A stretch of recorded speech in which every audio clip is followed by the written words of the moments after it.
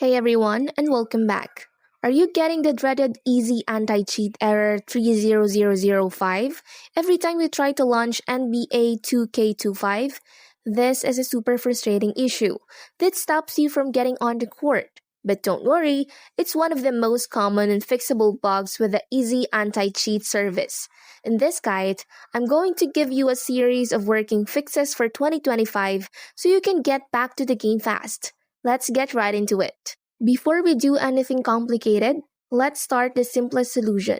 A good old-fashioned restart can solve a surprising number of software issues. This clears out any temporary memory glitches or services that might be conflicting with the Easy Anti-Cheat software. Simply restart your PC completely and then try to launch the game again. It is quick, easy, and sometimes that's all you need. Second, right-click the game's executable or the launcher and select Run as Administrator.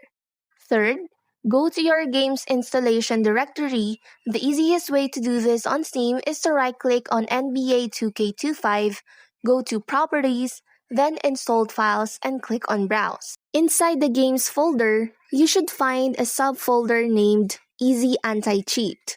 In that folder, find the executable file named EasyAntiCheat_setup.exe. Right-click on it and select Run as Administrator.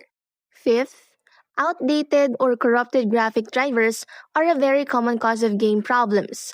Make sure that it's updated in your personal computer. Third-party applications can sometimes interfere with EAC. Close any non-essential programs running in the background.